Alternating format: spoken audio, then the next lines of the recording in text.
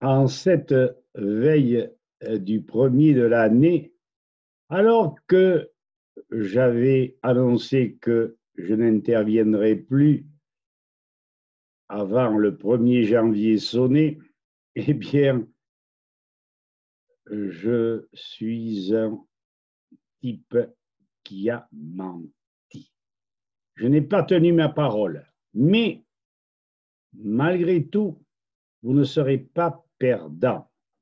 Alors, je parlais il y a quelques minutes avec le docteur Gilbert Crussol et il me disait, tu es un poète, tu es un type capable d'exprimer ce que tu ressens et tu le fais si bien, avec charme, pittoresque, couleur, sensibilité.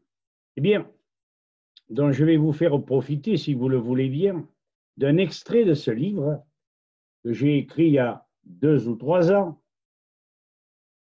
et qui devrait, je parle de cet extrait, vous permettre de communier avec moi en faveur de notre ami le docteur Marc Vercouter, décédé il y a quelque temps. Cet homme, à la fois courageux et volontaire, a été détruit psychiquement et par les vaccins et par les réactions de gens que je ne qualifierai pas. Alors, on va y aller. Je vous présente 2 poèmes et un conte dans lequel le docteur Vercouter joue un rôle principal. Voici donc pour vous et pour la mémoire de notre docteur les 2 poèmes et ensuite le fameux conte de la Nouvelle-France. Nous y allons. Dans ce livre, pourquoi tant d'originalité, ce poème me semble l'expliquer. Bon, inutile de dire que je l'ai pondu, n'est-ce pas? Puisque, comme les poules du Périgord, je ponds mon œuf à nord et je ne me retourne pas. Je suis l'enfant perdu, celui de nulle part, pas un enfant des rues, comme ceux qui graviotent. Indicible gamin, pas de ceux qui radotent. Je suis l'enfant du cru, enfanté par hasard. Du berceau à la tombe, j'ai longtemps voyagé du chemin de Saint-Jacques, je me suis éloigné. J'ai toujours préféré fourrés et châtaigniers, au cœur et pied d'entre eux, où poussent les bolets. Je suis l'enfant du cru, comprenant vos misères, ayant abandonné ce qui fut vos repères, plaçant sur mes trajets les principaux critères vous permettant plus tard de vaincre vos misères. Un enfant d'une foi sans tabou, religion, ce bambin du hasard, aidé par l'intuition, au secours des mortels qui subissent avec crainte conformité étroite dont leur âme est empreinte. Sa pensée est ailleurs, près du dithyrambique, s'imprégnant à la fois du pur, du romantique, oubliant jacobin et piètre république, se dépouillant enfin de la pensée unique. À la suite de ce poème, nous allons tout de suite sur le second. Je pense qu'il ne vous décevra pas et que vous pourrez apprécier ou renier, n'est-ce pas? Alors, si je ne me trompe, mais je pense que je me suis foutu dedans, allons donc sur le poème. Et je retombe toujours sur le même parce que je tape en vain et à côté. Alors, voyons, cette fois-ci, je ne dois pas me tromper. Non. Ce second poème est intitulé Souveraineté citoyenne. De cet ancien palais aux racines ducales, cédé par les Bourbons au marquis de la Hassé, il devint un tombeau, l'Assemblée nationale, horrible paravent de textes et décrets. L'Hospital et Sully, d'Aguesseau à Colbert, c'est commis de l'État, immobile, impuissant, en ce temple maudit aux multiples travers, l'innommable arbitraire revint en conquérant. Que demande le peuple aux instances suprêmes? Le droit de concourir à l'expression des lois. Par cette création et ce juste barème, la conduite de tous est de fort bonne loi. Que n'aviez-vous promis dans votre propagande, tous ces partis menteurs d'une folle espérance? Elle ravissait l'âme, sans qu'elle fût trop grande, pour ne point aboutir à folle décadence. D'un pouvoir partagé, promesse non tenue, démocratie directe ô combien attendue. Vos actes et discours ne sont point parvenus à placer l'électeur à l'égal des élus. Malgré nos pétitions et toute remontrance, satires et pamphlets se mêlant à l'action auraient dû vous pousser à l'humble repentance, provoquant de ce fait la juste rédemption. Aujourd'hui, député d'une infâme cuisine, convaincu de déni, mensonges et abus, regagnez vos pénates, lards et bassines, concoctez-vous vos plats et vivez en reclus. Le peuple est informé, fort capable aujourd'hui, pour le pire écarté, mais bien pour le meilleur, de créer par lui seul, sans jamais un appui, les règles et canons utiles à tout acteur. Les élus de demain, qu'ils soient sots ou mutins, ne peuvent en aucun cas s'opposer au destin. Le peuple a tout loisir d'imposer le scrutin. En toutes circonstances, il reste souverain. Ne voulant point souffrir d'injustices ou de craintes, que les référendums deviennent nos sauveurs. Aux plumes citoyens, la musique est empreinte et pleurs de nos anciens furent salvateurs. Voici pour les deux poèmes. Eh bien, maintenant, nous allons attaquer le conte qui retrace, c'est grâce à mon imaginaire, le contexte qui m'aurait plu et qui nous aurait permis déjà de vivre une autre période beaucoup plus réjouissante. Alors, nous allons directement sur le poème et vous apprécierez ou pas. Il s'intitule Conte de la Nouvelle-France. À la mémoire de mon intrépide ami, feu le docteur Vercouter. Avant-propos. Habituellement, le conte, qui ne se veut qu'un divertissement, plonge ses racines vers un passé lointain. Celui que vous allez lire, riche d'un vécu récent, tout au moins dans sa trame principale, se permet d'emprunter à naguère. Il sera difficile au lecteur de le situer exactement dans le temps. Est-il d'ailleurs raisonnable de la sortir d'une date, puisqu'à quelques variantes près, La comédie s'est toujours déroulée au cours des siècles suivant le même processus. L'horrible orgueil d'une profession renforcée par une fratrie, là, je ne sais pas ce que j'ai écrit là, déconcertante des malades et bien portants. Il ne s'agit pas là d'une simple distraction. L'histoire, sur la forme, à quelques exagérations près, transformations superficielles, n'a pas été dénaturée. Ce conte est une simple invitation à une réflexion critique. Me suis-je bien fait comprendre?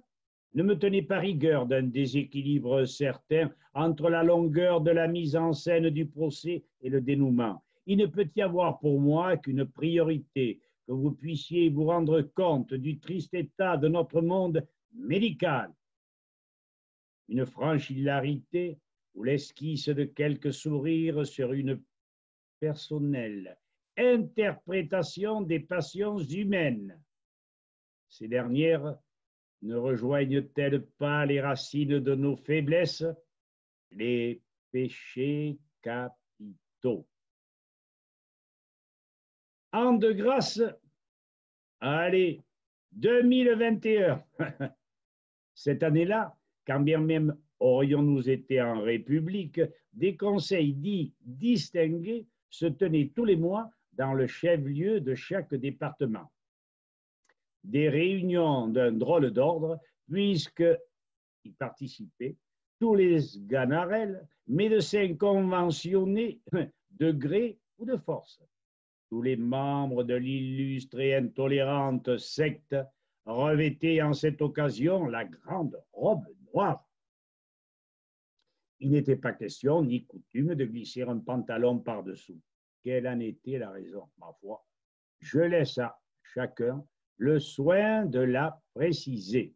Était-ce pour favoriser la ventilation et suivre aveuglément les dogmes?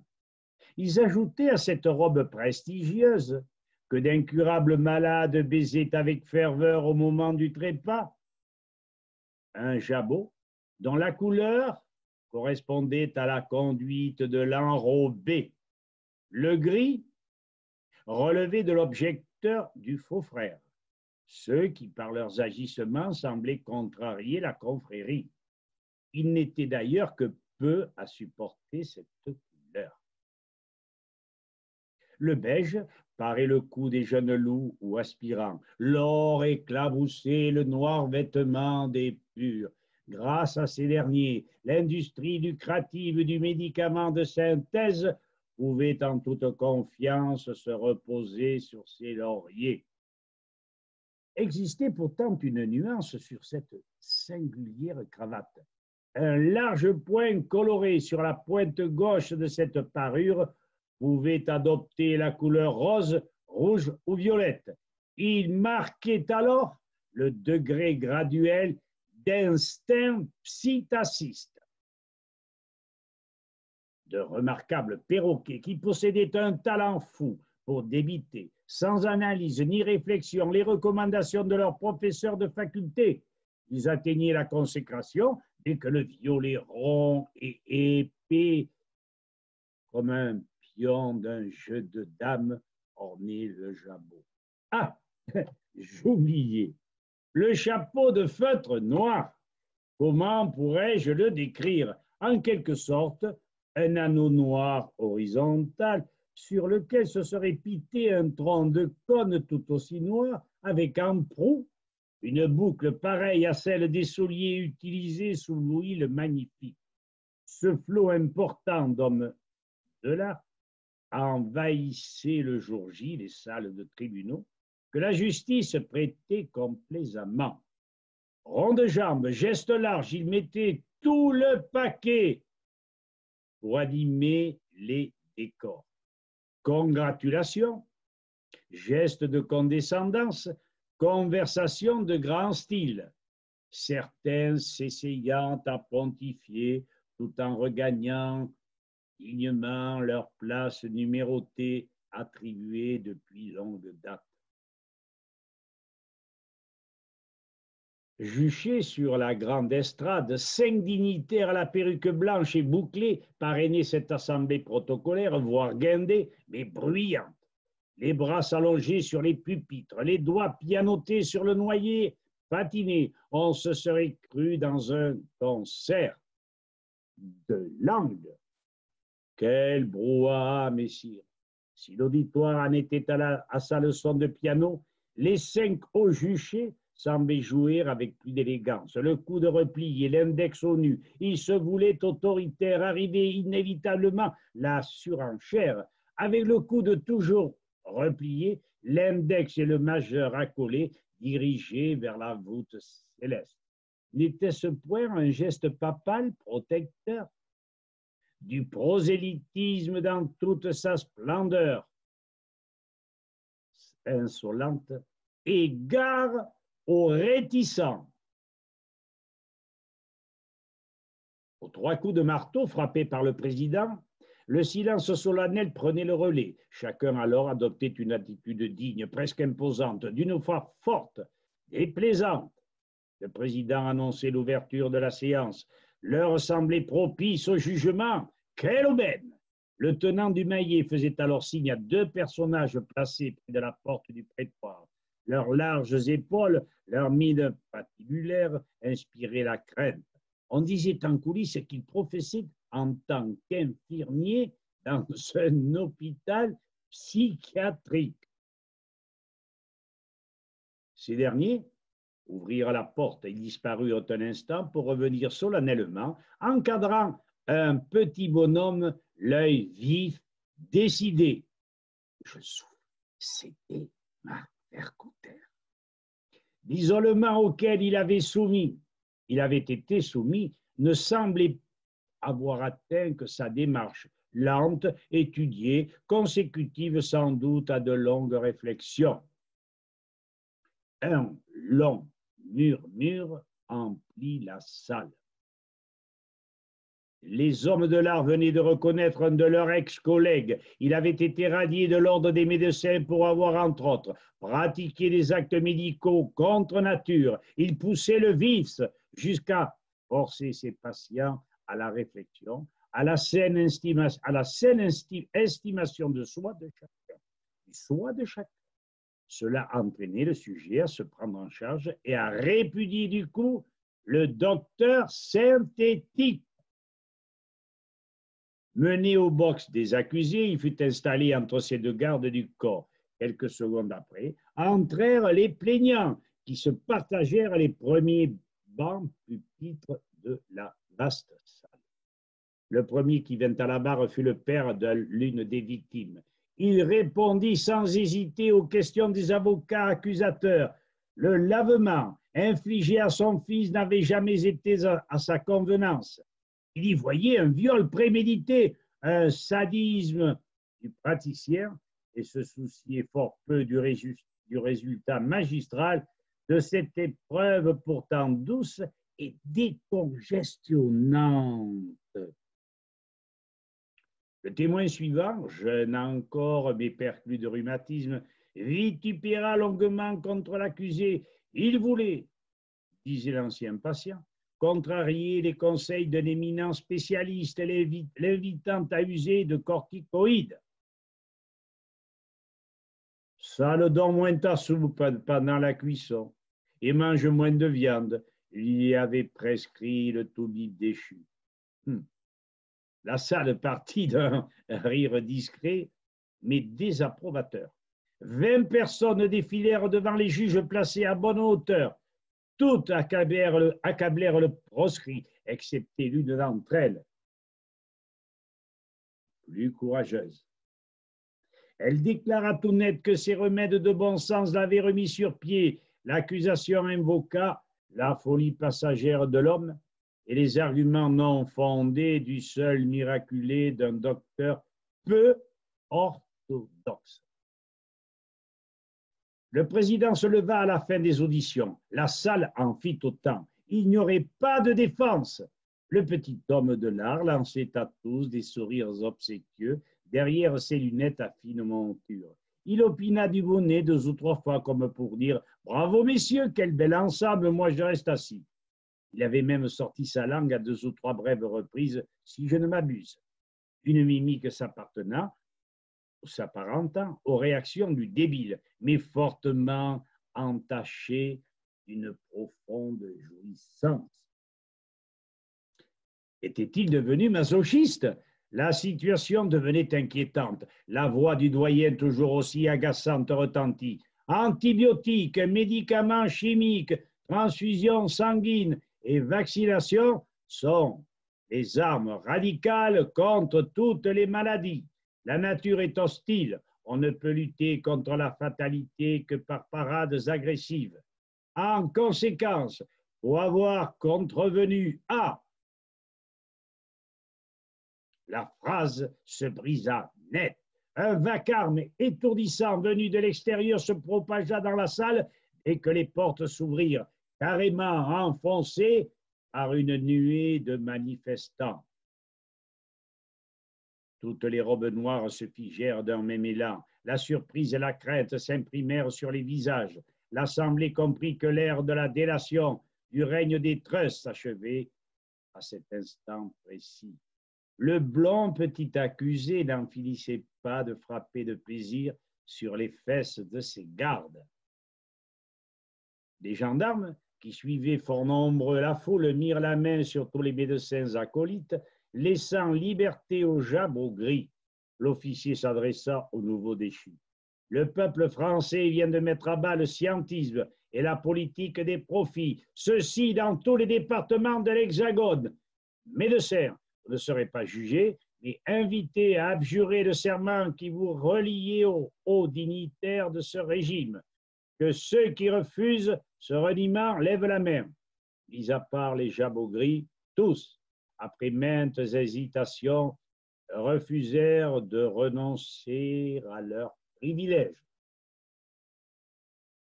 Ainsi, dans tous les départements de France et de Navarre, les réfractaires refusant de renier la foi de leur secte, qui leur avait tant apporté d'argent, revêtirent l'habit infamant rayé de jaune. Un bonnet rond, rond, comme une boîte de camembert, rayé de la même façon que l'habit, portait un seul chiffre, 0.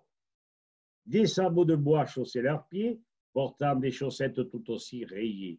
Un fort collier d'acier enserrait la cheville. Il était relié à une chaîne au bout de laquelle traînaient les armes de la confrérie déchue. Il s'agissait en effet d'un caducée de bronze qui tintait bizarrement à chaque pas. Un coup de sifflet strident retentit. Le garde-chiourme nouvellement converti donnait le signal du départ. Les anciens perroquets s'agitèrent et après avoir saisi leur lourde masse, ils virent sur l'épaule s'alignèrent. Un dernier coup de sifflet les lança sur le chemin de la carrière. Les hommes claudiquaient en cadence dans le tintement des caducées. La sombre mélopée qu'entamèrent tous ensemble les bagnards s'ajoutait au vacarme.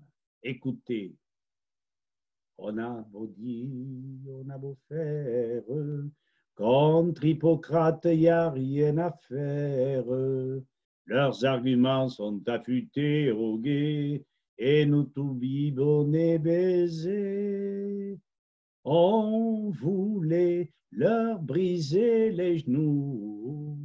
Maintenant, on casse des cailloux. Dans la poussière du chemin, soulevée par la ferraille, se perdait dans le petit matin ce mélancolique refrain. On a beau dire, on a beau faire, contre Hippocrate, il n'y a rien à faire. Leurs arguments sont affûtés et nous tout bibonnés baisés. On voulait leur briser les genoux, maintenant on casse des cailloux. Épilogue. Les bagnards ne restèrent pas longtemps sur les carrières. Celle de Rozan dans les Hautes-Alpes garda longtemps une certaine renommée. Jamais il n'y eut dans le monde du bagne et de ce petit coin retiré autant de renégats qui ne se cassèrent la jambe par maladresse ou de dépit, eux qui maniaient si habilement la seringue. L'affaire profita à tous. Les repentis sous la férule d'un excellent homéopathe d'Alès, je crois, lors de plusieurs recyclages, devinrent à leur tour d'incroyables faiseurs de miracles. Les derniers laboratoires à se convertir se pressaient à fabriquer de minuscules boules blanches. Ce n'étaient certes pas des boules de naphtaline. Il était temps. La France n'avait jamais été si mal en point. Il fallut que la raison, le bon sens et la volonté s'alliassent pour remettre bon ordre dans l'équilibre tant moral que physique de chacun. Aujourd'hui, il n'est pas rare que des hommes facilement centenaires fassent la cour à de jeunes femmes de 20 ans, leurs cadettes. Voici donc la fin de ce conte. J'espère qu'il n'aura pas été trop long.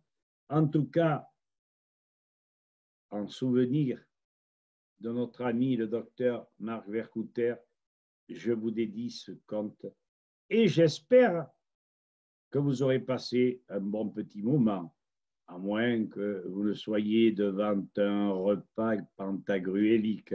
Alors évidemment, Dodon passera après.